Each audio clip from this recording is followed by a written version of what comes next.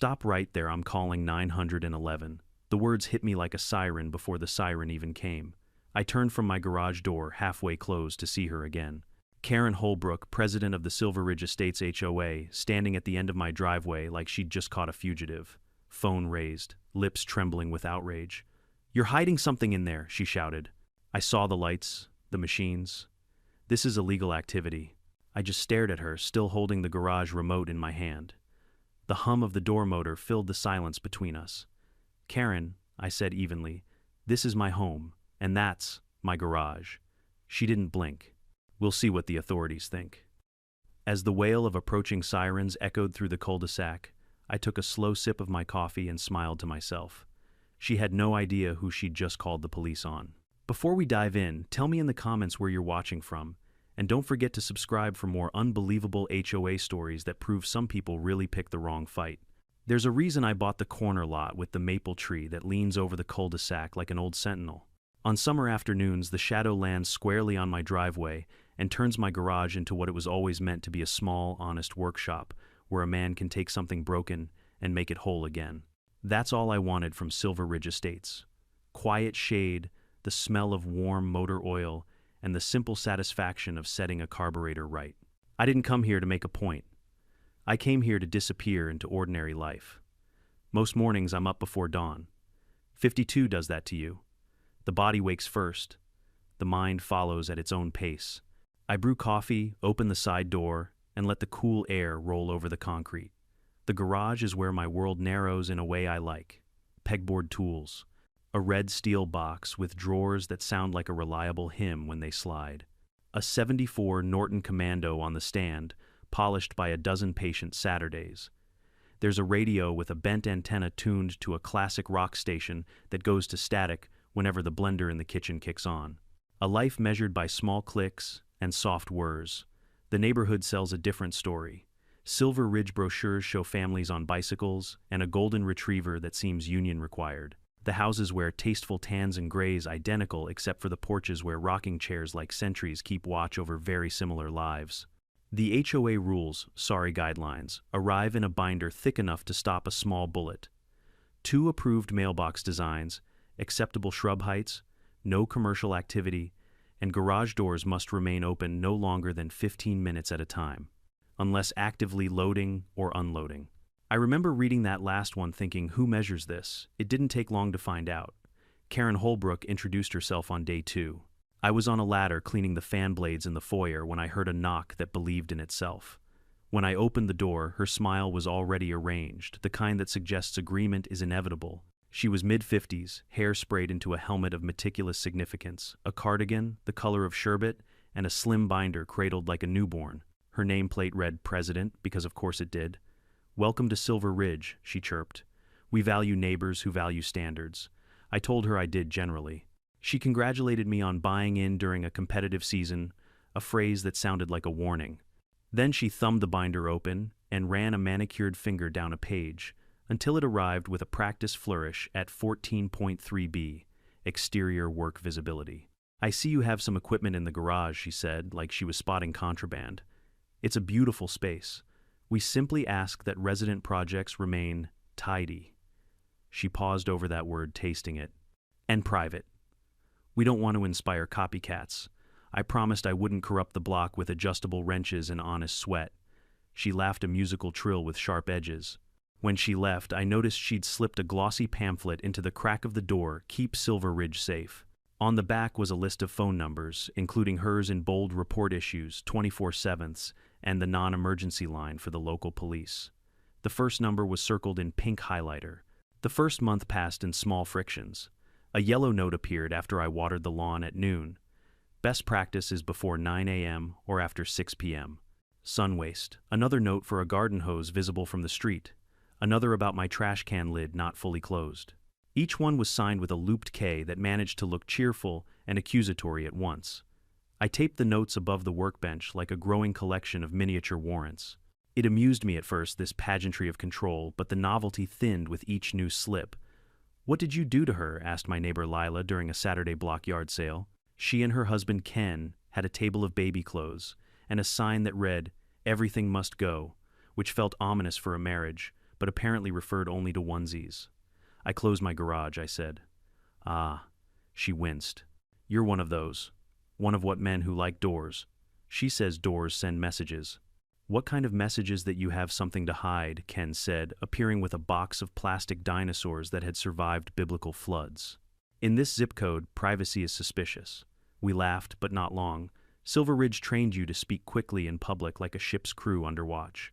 People here smiled the way you smile with a hand on your car horn. It's not a threat. It's a readiness.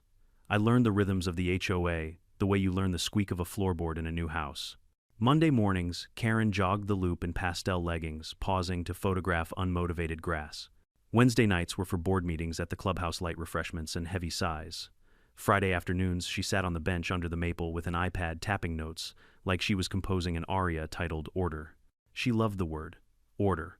It was the wax stamp on her letters, the text on her tote, the sign on her office door, order is kindness. I had a different definition. Still, I can be civilized. I waved when we crossed paths. I nodded when the newsletter praised vigilant leadership.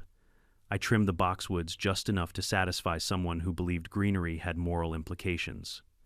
I kept my radio low. I logged work hours that began after 8 and ended before 6, staged for the theater of neighborhood goodwill. I did all of it not because I feared enforcement, but because I was trying an experiment. What if just once I let ordinary life happen to me? Even so, the notes escalated. The font grew bolder. The language turned from suggestions to citations. One morning, I found an envelope taped to the garage, a formal notice of violation with 3 boxes checked noise unapproved activity safety concern. Attached was a quote from Section 9.2. No resident shall operate or appear to operate a business from the garage or premises. Beneath that, a photo of me hunched over the garage door halfway down to keep the glare off the chrome. A caption in Karen's handwriting, visible work, suggests commerce. I took the notice to my neighbor across the street, Priya, who had a lawyer's posture and a gardener's hands. She read it mouth, a flat line. This is bluster, she said. A garage isn't a storefront because a human stands in it. Keep the door where you want it. Tell that to the president, I said. I have. She quotes scripture from the bylaws and calls it law. Priya looked at my face and softened. If you need me at a meeting, I'll come. There's a move people learn when they want to control you. They force you to explain yourself. Every conversation becomes a deposition you're destined to lose because you refuse to dignify the premise. When Karen stopped me one evening, timing her jog to intercept me at the mailbox, she led with that move. What is it you do in there? She asked without greeting, nodding toward the garage. Fix things, I said. Fix what metal? Mistakes. Time. She frowned like I'd answered in riddles to evade a lie. Are you licensed for fixing time? No. You think this is funny. I think it's a garage. She lifted her phone, a reflex by now, and snapped a photo of my face. Documentation, she said, the word landing with the smugness of a neophyte. Residents have a right to feel safe. They do, I said, and they have a right not to be harassed. Her smile turned sharp. Harassment is a legal term. So is trespass. That night, the newsletter arrived in inboxes with a new initiative, Neighborhood Watch. 2, a call for vigilance against garage-based activity that may undermine property values. Under it, a stock photo of a wrench laid over caution tape. Subtlety was not a tool the president kept in her belt. I tell you this not to paint myself a hero. Heroes are loud, and loud is easy. I'm a quiet man with an old radio who likes bolts organized by size. I've spent years learning to live inside patience, to hear the sound a room makes before someone lies in it. Silver Ridge was supposed to be a break, but breaks are fragile. They split wherever pressure finds them. Pressure found me 3 ways at once: the notes, the newsletter, and the looks. Not everyone gave them. Most of my neighbors have better sense, but the few who did glanced at my garage like it was a rumor with a roof. A young mom steered her stroller a foot farther from my drive. A teenage boy filming for a class project panned over the door and whispered, "That's the guy." The smallest slights do the deepest work. They turn you foreign to the place you pay for. I called the number on the pamphlet, once the non-emergency line. I asked a board dispatcher what constituted illegal garage use. As long as you're not running a chop shop, she said, you're fine. Define chop shop. You would know if you were running one. I'm not. Then you're not. I thanked her and hung up. I didn't want permission. I wanted sanity. On the Thursday before the sirens, I left the garage door down for 20 minutes. It was raining, the kind of persistent drizzle that makes sidewalks reflective and dishonest. I was soldering a wire harness and needed the humidity low and the temperature steady. When I finally hit the button to open up, the maple had gathered 1,000 points of light on its leaves, and Karen was standing under it with a phone filming my door as it rose. We held each other's eyes the way fencers touch blades. "I timed it," she said. "I hope you beat your personal best," I said. "It was 20 minutes. 15 is a guideline," I said, "not a curfew. Rules are rules, so is gravity." Still, we jump. Her jaw flexed. Some of us care about standards. Some of us care about lives. I shouldn't have said it, not because it wasn't true, but because she didn't come here for truth. She came for victory, and I'd handed her a provocation masquerading as poetry. She walked off, fingers already flying over the screen. I went back to the bench and stared at the solder cooling into a shiny scar. You learn to read people by how they process defeat. Karen's processing style was escalation. That night I laid out parts on a clean towel like a surgeon, staging a second chance, and told myself, "Don't react. The universe has its own calendar. If someone insists on meeting the law head first, you don't push them, you step aside." In the morning I brewed coffee, opened the side door, and watched steam rise like a small forecast over the mug. The Norton caught the light through the window and looked briefly like it wanted to be new again. I smiled at the thought and pressed the remote. The garage door came down with its steady hymn.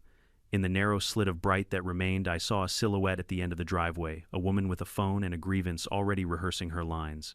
The door settled. The world clicked into a different chapter. By nightfall, the binder would come out.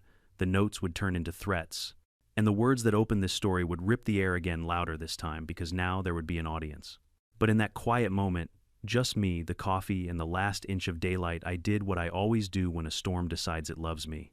I took a breath, measured the space between impulse and action, and chose to be ordinary for one more minute.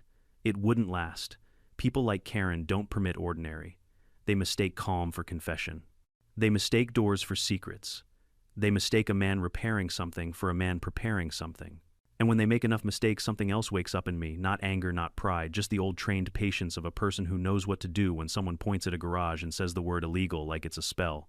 This is how the madness began, with a binder, a stopwatch, and a woman determined to turn peace into a performance. And it is how it will end, in a room with better lights, better rules, and a different kind of door. It started on a Saturday morning, so ordinary it could have been copied from any suburban postcard, until it wasn't. The sun was still low, hanging like a tired coin over the rooftops, and the air smelled of wet asphalt from the sprinklers that had finished their chore. I had the garage open, halfway, radio humming through an old Fleetwood Mac track, when I heard the sound that always meant trouble in Silver Ridge, the sharp, deliberate click of high heels on concrete. Karen Holbrook was marching up my driveway again, binder tucked under one arm, phone in the other. She looked like a lawyer on her way to prosecute a garden gnome. Her sunglasses were large enough to double as riot shields, and her mouth wore that thin line that said she was one sentence away from a complaint. I didn't even look up at first. I'd learned that acknowledging her too soon only fed the drama. But Karen didn't believe in subtle entrances. She cleared her throat with the power of a public address system. "Mr. Cole," she began, "you were informed about the garage use restrictions last month. Section 9.2. "Yes, Karen, I remember. And yet here you are again, with the door half closed." "It's sunny," I said. "Chrome and sunlight don't mix." She took a photo. "I'm documenting this. There have been reports, credible reports, of suspicious activity coming from your property." I laughed quietly. "Suspicious activity? You mean engines?" She stiffened. "You know what I mean. People saw strangers visiting late at night." "UPS," I offered. "Or maybe raccoons." Karen's jaw set like drying cement. "If you won't take this seriously, I'll have to escalate. We can't risk someone operating unlicensed business or other things." "Other things," I repeated. "You mean terrorism, arms dealing, counterfeit lemonade." Her lips twitched, but not into a smile. She raised her phone higher. "Step back from the garage, please. I need to record this properly." "Karen," I said, "you're filming a man fixing a carburetor. You don't need a warrant or a witness. You need a hobby." That was the wrong move. Her nostrils flared, her finger hovered dramatically over the phone screen, and then came the line that detonated the piece of Silver Ridge Estates. "Stop right there, I'm calling 911. I froze, more out of disbelief than fear. "You're calling the police because I closed my garage." "I'm calling," she declared, "because you're acting hostile and possibly armed." "Armed," I repeated slowly. "With a wrench, I saw metallic objects," she insisted. "And you raised your voice." "I haven't raised my voice," I said softly. Not yet. But she was already talking to dispatch, pacing in tight circles like an actor rehearsing a scene. Yes, hello, this is Karen Holbrook, HOA president of Silver Ridge Estates. We have a male resident barricaded inside his garage. Possible weapons. Acting erratic. I almost laughed out loud at the word barricaded. The door was half open, sunlight pouring in like a spotlight. She had the subtlety of a fire alarm. Ma'am, I heard the dispatcher reply faintly, is he threatening you? Not directly, but I feel unsafe. He's glaring. I'm squinting, I said helpfully. She ignored me. Yes, please send someone quickly. We have children here. I sighed, grabbed my mug of coffee, and leaned against the workbench. Somewhere between the absurdity and the caffeine, I found calm amusement. I'd been through bigger storms than Karen Holbrook's imagination.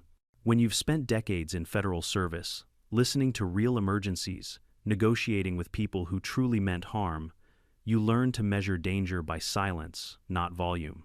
And Karen was pure volume. The distant wail of sirens began about 5 minutes later, slicing through the calm morning like an unwanted soundtrack. Within moments, 2 police SUVs turned into the cul-de-sac, lights flashing. Curtains fluttered across windows as the neighborhood tuned in to the latest HOA drama episode, live and free of charge.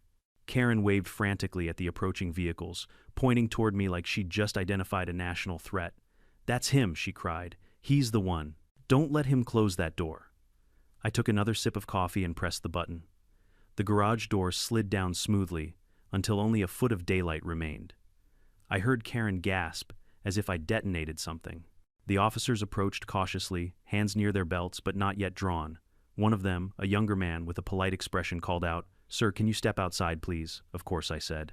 I lifted the door the rest of the way and stepped into the light mug still in hand. Karen practically dove behind one of the police cars. Be careful, he's unpredictable. The officer glanced at me, then at her, then back at me. I could see the question already forming behind his eyes. Is this real or is this Tuesday in an HOA? Sir, he said carefully. We got a call about a barricade situation. I smiled. I think there's been a misunderstanding. The only thing barricaded here is a faulty carburetor. The other officer, older, and with the kind of posture that said he'd seen every flavor of nonsense, peered into the garage. Looks like a normal setup, he said. Tools, bike, coffee. No hostages. Karen stepped forward again, visibly offended. Of course you'd say that. He probably hid everything before you arrived. Look at his demeanor, cold, evasive, trained. The older cop raised an eyebrow. Trained at what, something military, maybe. I can tell. He's too calm. Ma'am, he said, you realize calm isn't a crime. It should be when it's suspicious. The younger officer bit his lip to keep from laughing. Do you have any evidence of illegal activity? Karen hesitated, which was rare for her. I heard noises. Mechanical. At night. That's... What garages do, he said. She flushed.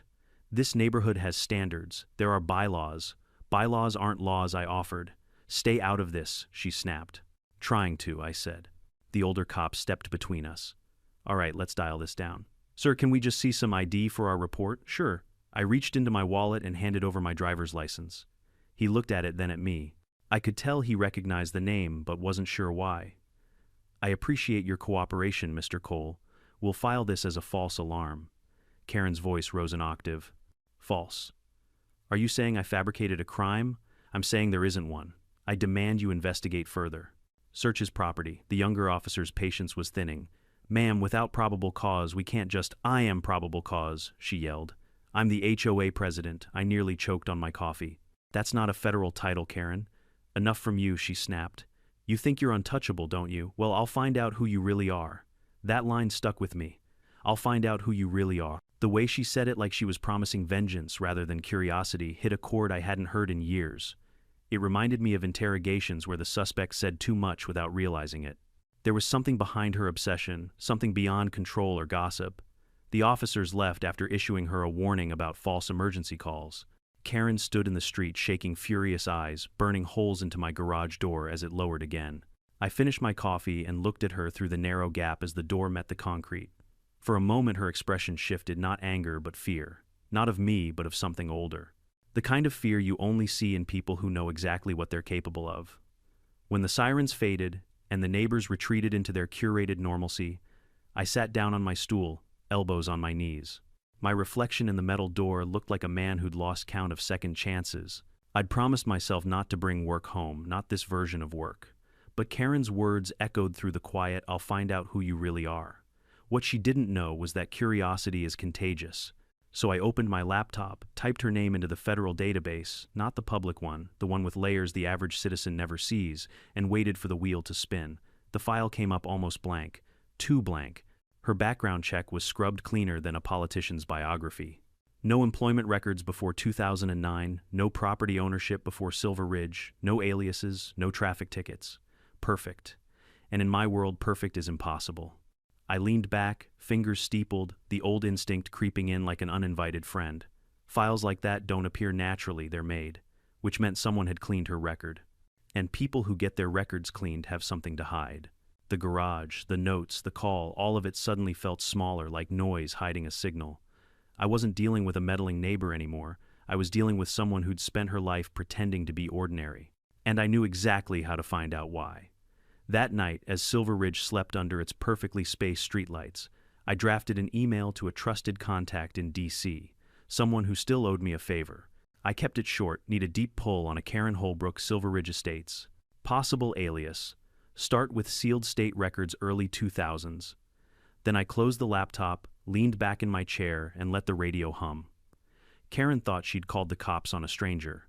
She had no idea she'd just declared war on the Federal Bureau of Investigation.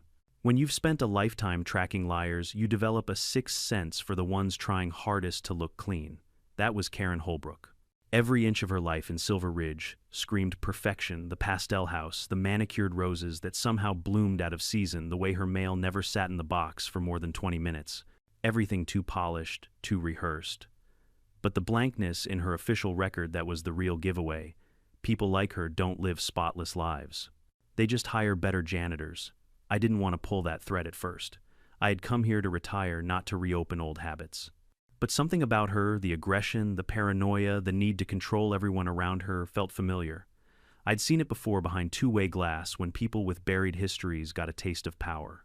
HOA bylaws were just her new badge. And when she called 911 on me, that badge became a weapon.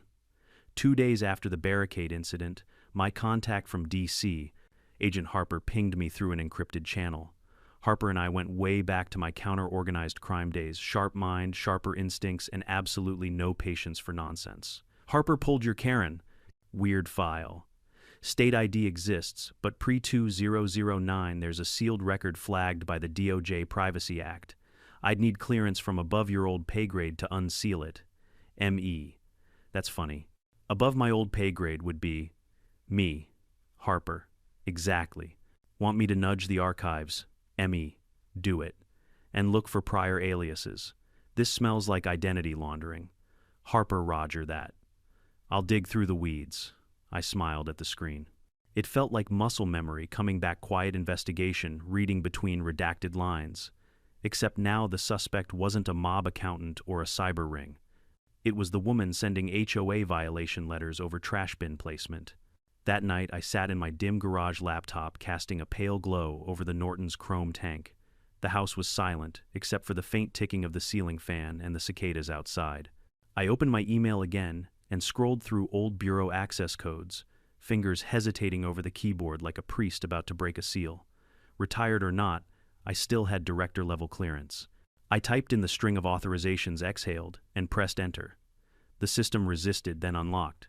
What appeared wasn't a clean dossier, but a fractured one, like someone had taken scissors to a newspaper and taped the safe words back together. Name: Kara Lee Holman. DOB, redacted criminal history. Classified under State Rehabilitation Program, 2003 notations. Violent offense, dismissed due to procedural error. Affiliations under investigation for financial fraud, 2006. Charges dropped. Notes subject relocated under sealed identity protection order, reason undisclosed. I leaned closer. Identity protection orders are reserved for two types of people: key witnesses or dangerous manipulators who cut deals to save themselves. Judging by Karen's new life running a suburban HOA like a personal dictatorship, I was betting on the latter. The next entry chilled me more than I expected. 2003, Baton Rouge Police Department. Incident: aggravated assault in connection with hate-motivated altercation at Miller's Bar. 3 hospitalized. 1 weapon recovered. Suspect: Kara Holman. Outcome sealed by state court. Expunged after 24 months. I sat back. My garage suddenly felt smaller, the air thicker. Karen, the woman fining people for garden gnomes, once swung fists in a hate-fueled bar brawl. People don't change like that. They adapt, refine disguise. Her HOA presidency wasn't civic duty, it was control therapy. I took notes. A pattern was emerging.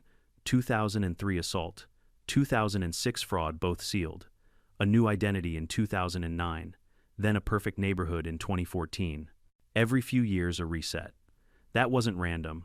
That was a system. Somebody high up had helped her bury that past. And that meant leverage. The next morning I met my neighbor Priya on her porch. She was trimming rose bushes, her hands gloved, her tone casual, but her eyes sharp. Big excitement last weekend, she said. You're a local celebrity now, not the kind of fame I wanted, I said. She's been bragging about it, telling everyone she caught a criminal in the act. Did she mention the part where the police apologized to me? Does Karen ever mention apologies? I hesitated, then asked. How long's she been president? 5 years. Won the vote after the last guy moved out. She's persistent. Scared 3 candidates off before the election. Why? I'm trying to understand her history. Priya snorted. History? She doesn't have one. Or that's what she says. Moved here from up north after a divorce. No kids, no records, no relatives. The kind of person who arrives one day fully formed like a bad idea. That confirmed it. Karen's story wasn't built, it was manufactured. That night Harper called. You were right, he said without preamble. She's not just Karen Holbrook. That's an alias tied to a suspended nonprofit Sunline Community Initiative, flagged for suspicious transfers 6 years ago. Guess who signed those checks? Let me guess. Karen. Bingo. She funneled HOA funds into the nonprofit, then the nonprofit paid shell contractors that never existed. Classic laundering loop. Small scale, but efficient. Amount about 120 grand. Enough to matter. Harper paused. There's more. Her brother Stephen Holman popped up in a racketeering case in Arizona, member of the Ridgewell Order. I frowned. That hate group, still active. And guess who posted bail for him back in 2005? The silence answered. When I hung up, I realized the weight of what I was holding. This wasn't HOA drama anymore. It was a ghost operation hidden in plain sight, run by a woman who used neighborhood bureaucracy to launder money and control perception, and she'd picked me as her next scapegoat. The next day, I attended the monthly HOA meeting for the first time. Karen was at the head of the long oak table framed by an American flag and a vase of artificial lilies. Her binder sat open like a Bible. Oh, Mr. Cole, she said, voice sweet as corn syrup. How brave of you to show up after last week's incident. Just here to learn, I said. I like knowing how justice works around here. Her smile tightened. Justice, we prefer order. The meeting rolled on with reports about landscaping pool schedules and naturally ongoing safety concerns regarding unauthorized garage activity. Each line she spoke dripped with theater, but I wasn't listening for content. I was watching reactions. Several board members shifted uneasily when she mentioned budgets, especially when she referenced community improvement grants. One man at the end, Leonard, avoided her gaze entirely. Afterward, I caught him in the hallway. How long's she been handling the finances? He hesitated, lowering his voice. Since before I joined, she says transparency is handled internally. But I've never seen a ledger. She does it all herself. You ever asked to see one? Once he said. She threatened to fine my daughter for leaving a scooter on the sidewalk. Classic intimidation loop. I'd seen cartels use softer versions of the same tactic, make the punishment personal, keep people compliant. I thanked Leonard and left mine buzzing. The pattern was clear: control the rules, control the fear, control the money. But something else bothered me. The photo from the 2003 assault report, Harper had sent a grainy black and white shot of a woman half a lifetime younger. The face was the same, but the eyes, those eyes were wild, unhinged. The same eyes that glared at me when she screamed. Stop right there. She hadn't changed at all. She'd just found a legal outlet for her violence. Later that night, as rain began to tap softly against the window, I organized the data. Fraud, assault, laundering, identity, change, hate group ties. Enough to bury a career if she ever had one left. But I didn't want revenge. I wanted exposure. Clean, factual, irrefutable exposure. The kind that doesn't scream it, simply speaks truth and watches the world rearrange itself. so I planned the next move. I would build a trail she couldn't deny: every transaction, every falsified grant, every HOA dollar misused. I'd request copies of community invoices through the transparency clause buried in the bylaws she worshipped so much. I'd trace them to the dummy corporation Harper found, and then when the board saw it with their own eyes, she wouldn't be able to scream harassment or misogyny or misunderstanding. The law would speak louder than her voice ever could. I leaned back, the Norton gleaming beside me. Funny thing about garages, they're where people fix what's broken. Karen thought she was the law here. She had no idea she'd picked a fight with the man who used to write the laws she broke. And as the rain turned into a steady drumbeat, I whispered to the silence, "Let's see what you're hiding, Madam President." Because if she'd spent her life erasing her past, I was about to become the one person she couldn't erase. There's a certain pleasure in letting your opponent dig their own hole. You don't have to push, just clear the weeds around it and wait for gravity. That's exactly what I did with Karen Holbrook. She was too arrogant to imagine anyone could out-bureaucrat her, and arrogance is the most predictable flaw in the human catalog. The day after I uncovered her past, I spent the morning studying the HOA bylaws she adored. Each page was a symphony of half-legal nonsense, written by people who thought reading a contract once made them attorneys. Buried in Section 12.4 was a beautiful little instrument of self-destruction. All members may request access to association expenditure records with 72-hour notice. Karen quoted bylaws like scripture, which meant she couldn't object without contradicting her own faith. I drafted a polite email. "Dear President Holbrook, in the spirit of transparency, I'd like to review the past 2 years of HOA financial records. I'm sure you'll agree this demonstrates our shared commitment to order. Warm regards, Daniel Cole." Within 15 minutes, she replied, "Mr. Cole, your tone is noted. Records are available upon written request at the next scheduled meeting. KH." The phrase "your tone is noted" was her passive-aggressive trademark. I almost laughed. People like Karen mistake politeness for weakness. They don't realize it's the sound of the fuse burning quietly. 3 days later, I arrived at the clubhouse with a leather folder under my arm and a small recording device clipped discreetly inside my jacket. I wasn't there as an FBI director. I was there as a bored neighbor who just happened to know how to build a case file that could end a career.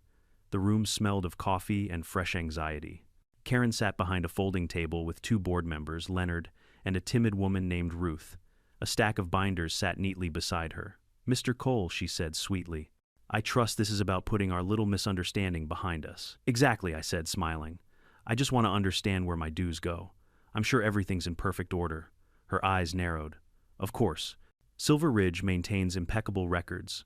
She slid a binder across the table. Inside, receipts and invoices were arranged with almost artistic precision. Landscaping contracts, maintenance bills, community event expenses, all properly dated. Too properly.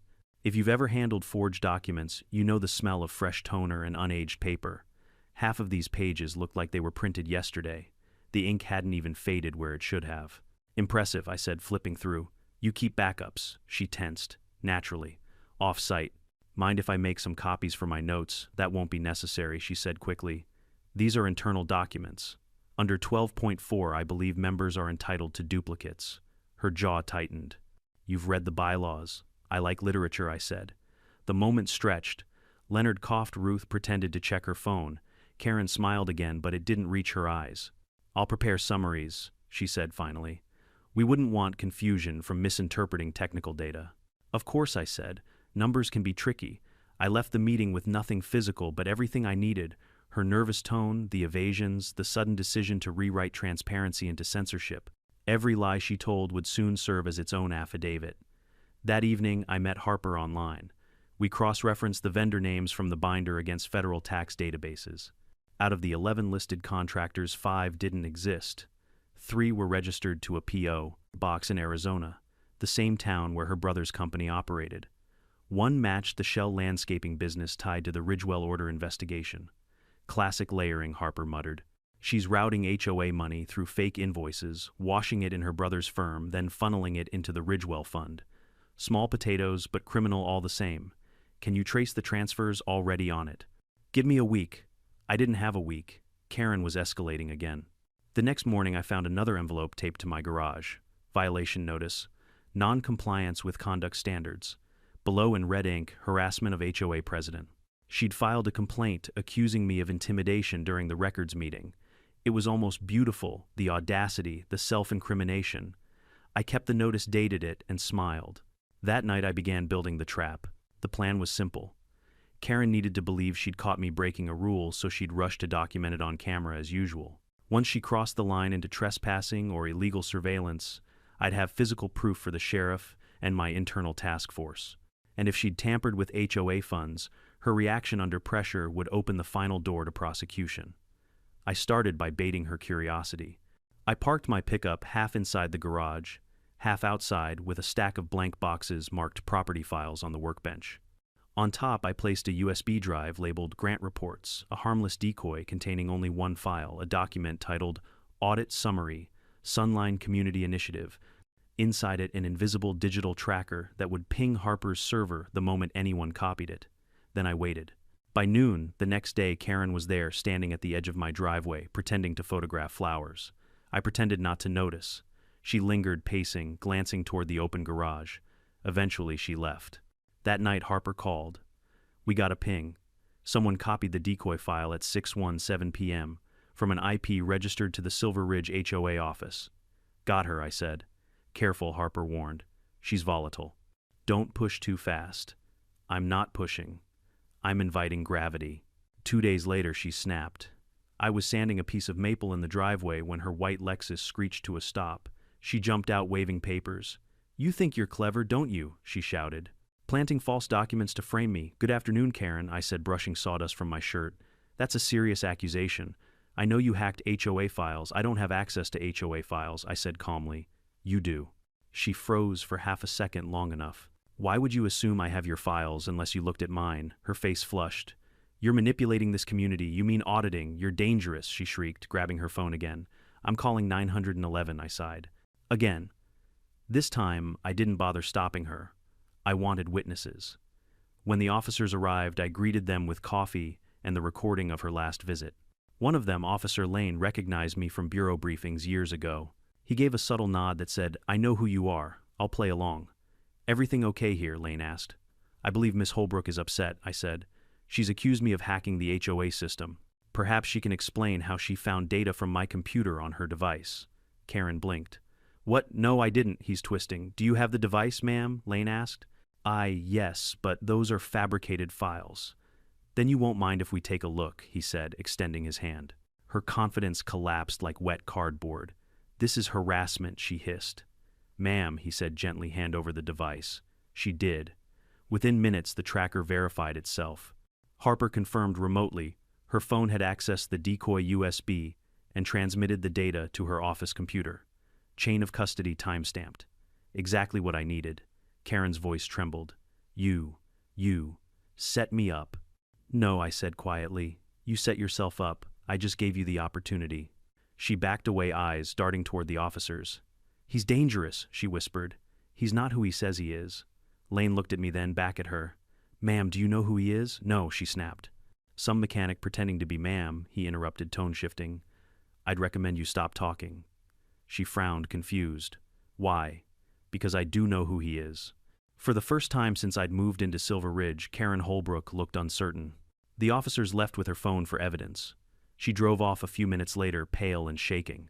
That evening, Harper called again. We followed the trail. The HOA's account fed directly into the Sunline Fund, then into 3 personal checking accounts under her alias. It's airtight. Good, I said. How soon can we move? Tomorrow morning.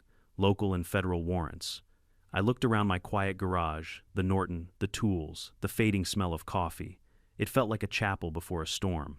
Let's end this cleanly, I said. Any regrets? Harper asked. Only that it took me this long to start. The next morning, the cul-de-sac woke to the sound of unmarked cars. Agents in windbreakers moved with the precision of a well-oiled clock. Karen stepped onto her porch and her pink blazer eyes wide. When they read her rights, she tried to shout about HOA sovereignty bylaws and conspiracies. No one listened.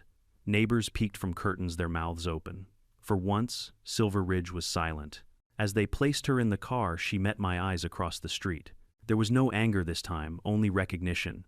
The kind you see when a predator finally realizes its prey. I raised my coffee cup in a small salute. You wanted order, I said softly. Now you'll have it. The door shut, the car rolled away, and for the first time since I'd moved here, I heard the sound I'd been waiting for. Silence. The morning after Karen Holbrook's arrest, Silver Ridge Estates looked like a movie set after the crew had left.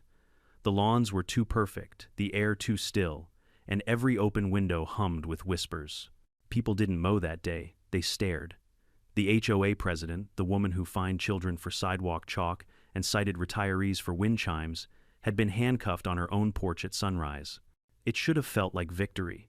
Instead, it felt like paperwork waiting to happen. I spent that morning the way I always do when the storm passes, organizing the facts before emotion has time to grow claws.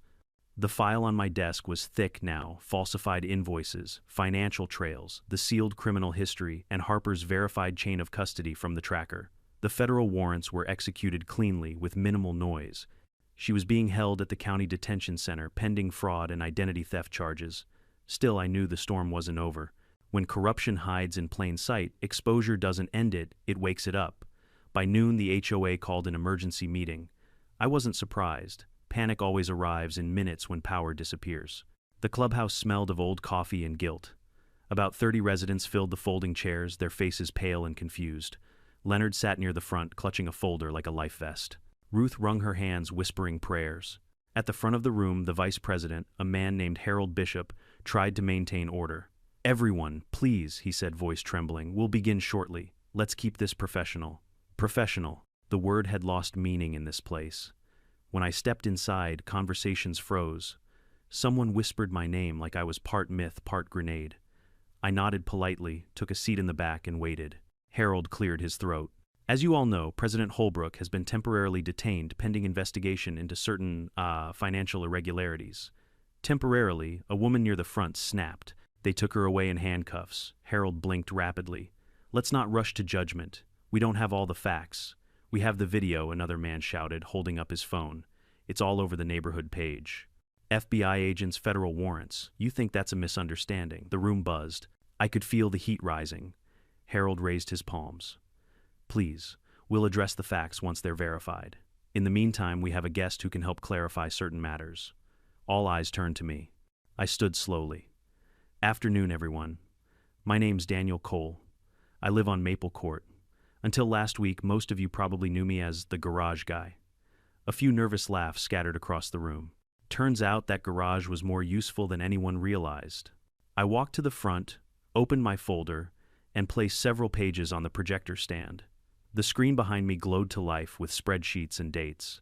"These are the financial transfers from your HOA account over the past 3 years," I said. Roughly $120,000 in community funds were redirected through a nonprofit called Sunline Community Initiative, a company with no employees, no physical address, and no service history. That nonprofit, in turn, sent payments to a landscaping firm registered to Stephen Holman, Karen's brother. A murmur rippled through the room. Every dollar was disguised as maintenance tree trimming playground upgrades. None of those projects ever happened. I tapped the next slide. "You all paid for them." Harold swallowed hard. "Mr. Cole, how did you get this information?" "Let's just say I have some experience in investigations," I replied. Someone in the back stood up. "So she was stealing from us all this time?" "Yes," I said. "And she was doing it under a false name. Her real identity is Kara Holman. She has a sealed record for aggravated assault, prior fraud charges, and confirmed ties to a hate group investigated for financial crimes in 2006. That's public record now. The seals were lifted this morning." The room erupted. Shock, anger, disbelief, every flavor of betrayal poured into the air at once. "She fined me for painting my fence beige," a man shouted. "She made me replant my garden because the tulips were the wrong color," cried another. "She told me my disabled son's wheelchair ramp was a violation," a woman sobbed. I waited until the noise died down. "I know," I said quietly. "She did a lot worse to others. But what matters now is that you all know the truth. You don't have to be afraid anymore." Leonard rose shakily from his chair. "Mr. Cole, are you with the police?" I hesitated, then decided it was time. "Not exactly," I said. "I'm the director of the Federal Bureau of Investigation." The silence that followed could have rewritten physics. Mouths hung open. Someone actually dropped a pen that hit the floor like a gunshot. Harold blinked. "The FBI." "Yes," I said. "I moved here to retire quietly. Didn't expect to find federal-level corruption in a cul-de-sac." The laughter that followed wasn't humor, it was relief. the kind that bursts out after months of being held hostage by fear. Ruth stood up, voice trembling. So she was. One of them. A criminal. Not anymore, I said. Now she's a case file. After the meeting, people swarmed me with questions. Some cried, others apologized for believing her stories. A few were angry at themselves for staying silent. I told them what I tell victims in every case. Silence isn't weakness. It's survival until the truth has a witness. By evening, local news vans lined the street. A reporter shouted, "Director Cole, can you confirm the charges?" "I can confirm that the law applies to everyone," I said, "even those who hide behind homeowners' bylaws." The clip aired that night. By morning, HOA president linked to fraud and hate group was trending across social media. Silver Ridge had officially gone viral. But for me, the work wasn't done. Harper called from DC. "She's talking," he said, "trying to cut a deal, claims she was laundering for someone higher up." "There's always someone higher up," I said. "Track it." "You realize you just became the most famous man in suburban America? I'd rather be anonymous." He chuckled. "Too late. You're a meme now," I sighed. "Fantastic." That weekend, the HOA board held another meeting, this one open air under the gazebo. It felt symbolic, sunlight replacing secrecy. Harold stepped down as acting president, citing emotional exhaustion. The board voted unanimously to dissolve the current leadership and start fresh. When they asked me to run, I laughed. "Trust me," I said. "You don't want a federal agent managing your block party." Instead, they elected Priya. She accepted with a humble smile and immediately proposed reforms: public financial transparency, fair complaint systems, limits on presidential power. The crowd cheered. For the first time, Silver Ridge felt like a neighborhood again. As the meeting ended, Priya approached me. She said, "You could have left it alone. Moved away. Let her destroy herself." "I could have," I said.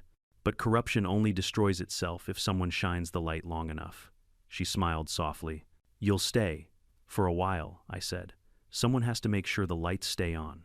Later that evening, I sat in my garage, the same one that started all this. The Norton's tank gleamed under the single hanging bulb. The air smelled of oil and pine shavings.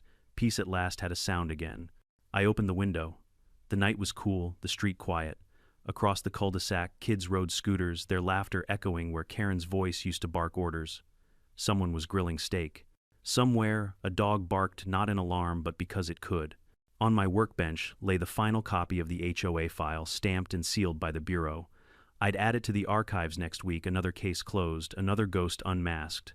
Before I shut down the lights, I poured one last cup of coffee and stepped onto the driveway. The stars hung over Silver Ridge like new promises. My phone buzzed a message from Harper. "Harper, nice work. Clean takedown. Community owes you. ME. They don't owe me, they owe themselves. Harper, you ever think about coming back? ME. No. I think about staying human." I put the phone away and stared down the quiet street. In the faint reflection of my window, I saw the man I used to be the one who chased criminals across borders. Then I saw the man I'd become, the one who finally found peace behind a garage door.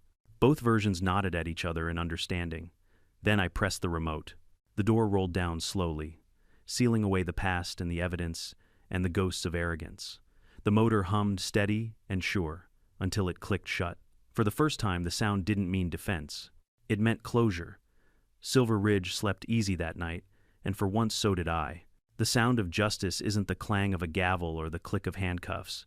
It's quieter paper sliding into folders, signatures drying in blue ink, the hum of truth finally filling the space where lies used to live. That's what Silver Ridge felt like in the weeks after Karen Holbrook's downfall.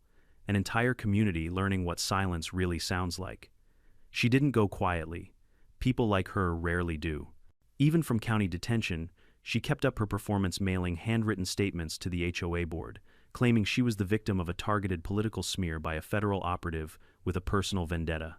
She accused me of hacking her computer, of planting evidence, even of harboring resentment toward women in positions of authority. I'd read worse. What mattered wasn't what she said, it was what the evidence said louder. The investigation that started in my garage had become a multi-state financial case. Harper's team traced funds from the Ridgewell Order to 3 other HOAs across the Southwest, each with its own president connected to the same network. What we'd uncovered wasn't just neighborhood corruption. It was a laundering ring hiding behind the most boring disguise imaginable: suburban order. You don't hide crime in chaos, you hide it in rules. The DOJ sent me weekly updates out of courtesy, though technically I was still on sabbatical. Karen's arraignment drew local media and 3 network reporters hungry for the words FBI director victimizes HOA president, but the headline never came. Instead, they ran with the truth: suburban HOA exposed as front for fraudulent charity network. When the footage aired, it was almost surreal, watching her orange jumpsuit hair frizzed under fluorescent lights, still trying to control the room. "This is all a misunderstanding," she told the cameras. "That man manipulated evidence. He's using his position to." The deputy shut the door before she finished. 3 weeks later, I was subpoenaed to testify at her preliminary hearing. I hadn't stepped inside a courtroom in nearly 2 years, but the smell never changes old paper aftershave tension. The judge was a calm woman with half-moon glasses and a tone that could slice through granite. Karen sat at the defense table, wrists chained, eyes hollowed by sleeplessness but still sharp. When she saw me walk in, her expression flickered between hatred and disbelief, like she was still convincing herself. This was all some nightmare that good posture could fix. The prosecutor, a young attorney named Mendoza, began simply. "Director Cole, can you tell the court why you began investigating Miss Holbrook?" "Because she called 911 on me for closing my own garage," I said, letting the irony breathe. The courtroom laughed softly. Even the judge smirked. Mendoza nodded. "And what did you discover as a result of that incident? That her 911 call wasn't the only false report she'd ever made." I outlined the timeline, the sealed records, the fraudulent transfers, the alias switch, the digital evidence, the tracker. I spoke calmly, not as the man she'd antagonized, but as the professional I'd spent decades becoming. The facts did the talking. Karen tried to interrupt twice. Once she yelled, "He's lying," the judge warned her. The second time she stood up mid-sentence shouting, "You don't know what they did to me," her attorney tugged her back down like a handler with an angry show dog. When it was over, the judge thanked me for my clarity and dismissed the court until sentencing. Karen stared at me as they led her away. Her voice was smaller now, cracking. "You ruined everything." "No," I said softly. "You did." The sentence came 2 months later, 8 years for fraud, identity theft, and obstruction. No bail. Restitution of $92,000 to the HOA and $28 0 inches federal fines. Probation for 5 years after release. It wasn't revenge, it was arithmetic. The community moved on slowly, like a wound, learning how to scar. Some neighbors repainted their houses. Others stopped locking their mailboxes. The sense of paranoia she'd cultivated began to fade, replaced by small acts of rebellion that felt like freedom. Kids playing basketball after 9 p.m. Lawn chairs left out, overnight music at barbecues turned up just a little too loud. Priya, now officially HOA president, implemented Open Books Fridays, where anyone could come review financial records with free coffee and no fear. The first week, no one showed. By the third half, the block came. Transparency had become the new rebellion. She asked me to join the board. I declined again, but I helped quietly reviewing policy drafts, mediating disputes, setting up cybersecurity for HOA systems. "Consider it pro bono," I said. "Federal rehab therapy." But even peace comes with echoes. One afternoon, a plain manila envelope appeared in my mailbox, no return address. Inside, a single photograph, Karen standing beside a man in a black suit outside a charity gala bannered with Sunline Community Initiative. Scribbled on the back were 2 words, "Still missing." I sent it straight to Harper. Within hours, he called back. "The guy next to her, that's Richard Hale. Former accountant for Ridgewell Order, skipped his trial in 2010. Been off the radar ever since. You think she was still working with him, wouldn't surprise me. These people recycle identities like paper towels. We'll dig." The thought left a chill I hadn't felt in years. It meant the network was larger than we'd uncovered, maybe even national. Harper wanted me to come back full-time. I told him I'd think about it. That night I sat in my garage again. The Norton gleamed in silence, but I couldn't focus on it. The air smelled different, colder, more alert. Maybe it was paranoia, maybe instinct, but I could feel eyes on the house. Old habits die hard. I checked the motion cameras and the perimeter. Nothing. Still, I knew better than to assume nothing meant safety. I opened the photo again, studying the faint reflection in the gala window. A third person barely visible watching from across the street, too blurry to identify. I scanned the image, ran facial recognition. No match, just another ghost. The next morning, Harper emailed, "We're reopening the Ridgewell file. If you're willing, we could use your insight." I looked at the message for a long time. I'd left that life for a reason. I'd traded classified missions for coffee and sunlight. Yet here it was again, darkness knocking politely at my white picket fence.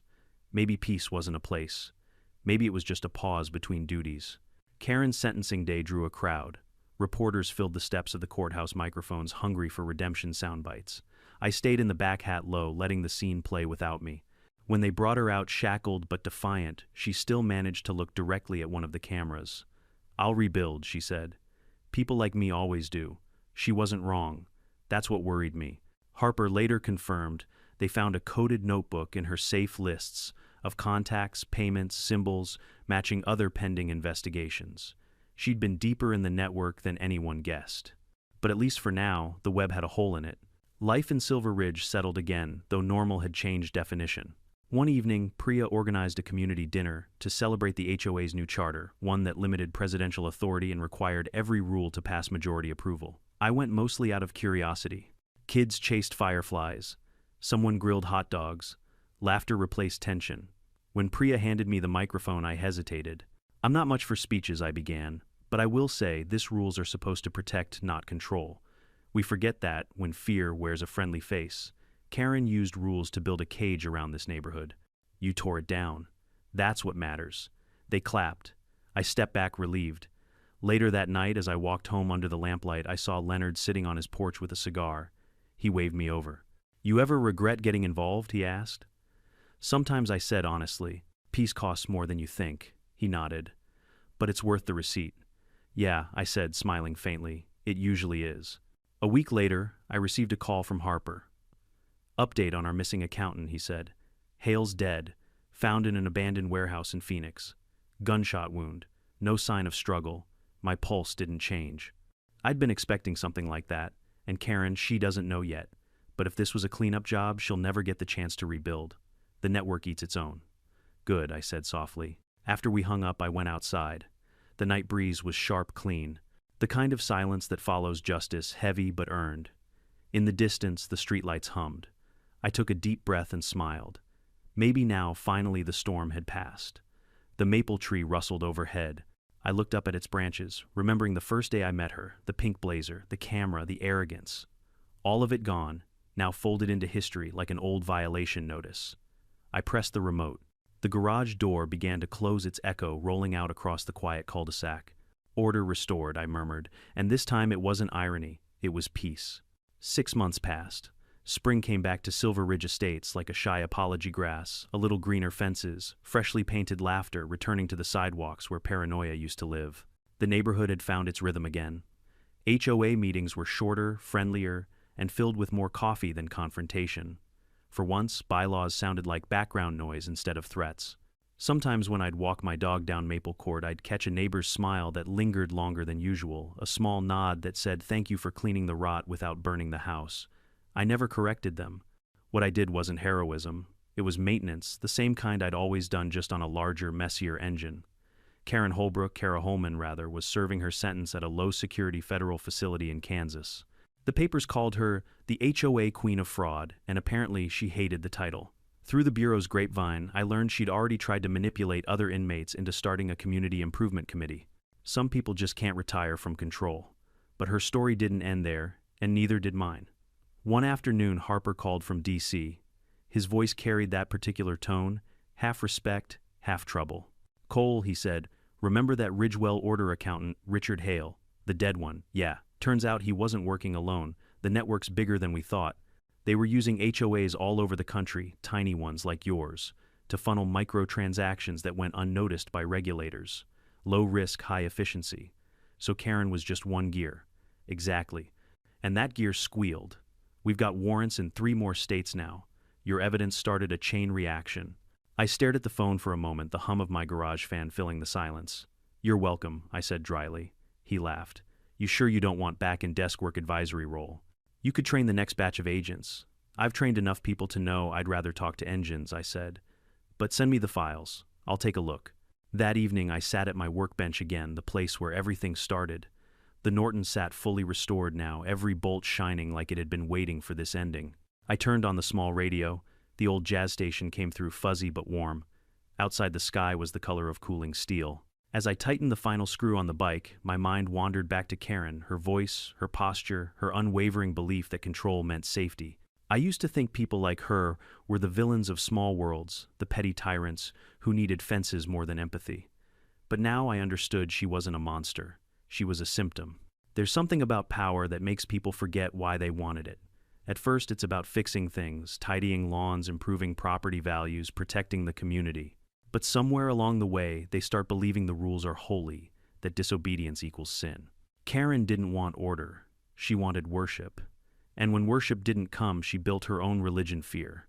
The irony was almost biblical. She'd tried to weaponize a garage door, and it ended with the FBI walking through hers. Silver Ridge changed in ways I hadn't expected. Without Karen, people talked more. We had block parties again. Leonard started a Fix-It Friday, where neighbors brought broken appliances to my garage, and I helped them repair whatever they could carry. It wasn't about the repairs, it was about restoring trust. The place that once caused suspicion had become the community's heartbeat. Priya made good on her promises too. She pushed through a neighbor mediation policy, replaced fines with community service, and created an anonymous hotline for complaints that actually led to dialogue instead of punishment. It worked. People stopped whispering about each other and started helping instead. The best part, the new HOA motto carved into the clubhouse wall, "Order without fear." Every time I walked past it, I couldn't help but smile. Then one morning I received a letter. Not an email, not a text, an actual letter handwritten on prison stationery. The return address made my stomach tighten: Federal Correctional Institute, Topeka. Inside was a single page in sharp, slanted handwriting. "Daniel, I hope you're satisfied. You humiliated me, destroyed everything I built, and left me to rot among people beneath me. But you should know something: I didn't start Ridgewell's game. I ended it once. They pulled me back. You think you stopped a crime, but you only clipped a branch.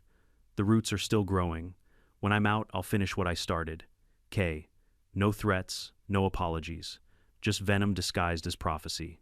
I folded the letter, neatly placed it in a folder labeled Archive, and slid it into the filing cabinet beside my workbench. Fear thrives on attention. I wasn't giving it any. Still, part of me knew she was right about one thing: the roots did go deeper. The next day I called Harper. She wrote to me, I said. "Let me guess, cryptic threats, self-pity prophecy, pretty much." "Good. That means she's scared. We've already frozen every known Ridgewell account. She's got nowhere to go when she gets out. Except back to her own reflection," I said. He chuckled. "Keep that poetic streak, Cole. We'll need it when we make the movie. God help them if they cast someone handsome." We laughed, and for a moment the tension broke. Months later, the Bureau invited me to speak at Quantico, a closed session for new agents on the psychology of deception. I almost declined, but Harper insisted. "You've earned a few students," he said. Standing in front of that class, looking at those young faces full of adrenaline and certainty, I told them what Karen had reminded me of. "Most criminals don't start as criminals," I said. "They start as people who think they're fixing something the world broke. They convince themselves that cutting corners is just efficiency, that lying is strategy, and that control is safety. But every shortcut costs a piece of your soul. By the time you realize how much you've paid, the receipt is already stamped." The room was silent. I ended with a small smile. "And remember this: sometimes justice doesn't roar. Sometimes it whispers. Listen carefully." When I returned home, Silver Ridge was bathed in golden evening light. The kids were setting up lemonade stands. Neighbors were chatting on porches. For the first time in a long while, it felt like America, the one we promise ourselves, still exists, somewhere between fences and forgiveness. I stood in my driveway, mug of coffee in hand, watching the maple tree rustle. It had grown a bit taller, casting longer shadows across the asphalt. Life goes on quietly, persistently, beautifully. Inside the garage, the Norton sat gleaming, ready for its first real ride. I slipped on my leather gloves, swung my leg over the seat, and turned the key. The engine rumbled to life, steady, strong, clean. I rode through Silver Ridge, slowly passing houses that looked brighter than I remembered. At the end of the cul-de-sac, a sign caught my eye: "Community Open House, all welcome." Karen would have hated that word welcome. It was too uncontrollable, too democratic. The thought made me laugh. When I reached the main road, I stopped for a moment, looking back at the neighborhood that had tested and taught me more than any federal operation ever had. I'd come here for peace, and ended up rediscovering purpose. Funny how the two can overlap when you least expect it. Then I whispered, "Permission granted," and opened the throttle. The road stretched ahead, wide and waiting. Sometimes life puts you face to face with people who thrive on power, rules, and fear. They'll try to control you, intimidate you, or make you question your right to peace. Don't let them. The truth doesn't need to shout, it just needs to stand. Justice isn't revenge, it's responsibility. It's documenting the facts, staying calm under pressure, and believing that doing the right thing doesn't need to be loud to be powerful. If you've ever dealt with your own HOA, Karen, remember patience is a weapon and integrity is armor. Let me know in the comments where you're watching from and share your own story about standing up to injustice. Don't forget to subscribe for more true inspired HOA dramas, because sometimes the quietest garage hides the loudest truth.